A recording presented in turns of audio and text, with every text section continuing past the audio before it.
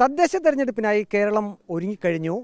കൃത്യം 7 മണിക്ക് തന്നെ വോട്ടെടുപ്പ് ആരംഭിക്കും. ഞാനിപ്പോൾ നിൽക്കുന്നത് പത്തനംതിട്ട ജില്ലയിലെ കുമ്പഴ വടക്കുള്ള ഒരു പോളിംഗ് ബൂത്തിന് മുന്നിലാണ്. ഇപ്പോൾ സമയം രാവിലെ 6:15 ആകുന്നതേ ഉള്ളൂ. 7 മണിക്കാണ് ഈ വോട്ടിംഗ് ആരംഭിക്കുക. പക്ഷേ ഇപ്പോൾ തന്നെ ഒരു വോട്ടർ ഇവിടെ എത്തിയിട്ടുണ്ട്. രാവിലെ 6:15 ആയതേ ഉള്ളൂ. 7 മണിക്കാണ് വോട്ടെടുപ്പ്. എങ്ങനെയാണ് ഇക്കുറി ഈ വോട്ടിന് എങ്ങനെയാണ് കാണുന്നത്? രാവിലെ തന്നെ എത്തിയല്ലോ, തയ്യാറായി? നേരത്തെ പോകുന്നേ ഉള്ളൂ.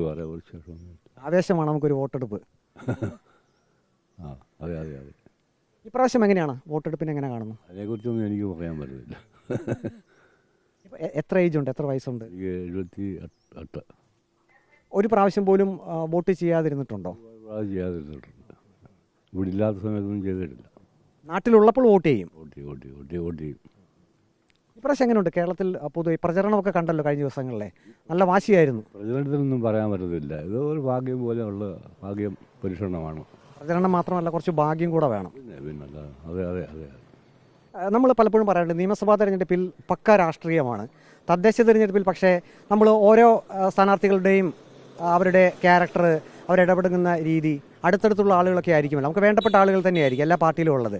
അപ്പോൾ എങ്ങനെയാണ് നമ്മൾ ഒരു സ്ഥാനാർത്ഥി എങ്ങനെയാണ് വിലയിരുത്തുക? സ്ഥാനാർത്ഥി നമ്മൾ പാർട്ടിയുടെ അടിസ്ഥാനത്തിലൊന്നും പറ്റത്തില്ല. ഇത് മുഖം നോക്കിയും ആരും ചെയ്യുന്നില്ല. ഇത് പാർട്ടിയുടെ ഇതൊന്നും ചെയ്യുന്നത്. അങ്ങയുടെ അഭിപ്രായത്തിൽ ഒരു വാർഡ് മെമ്പർ എങ്ങനെയായിരിക്കണം?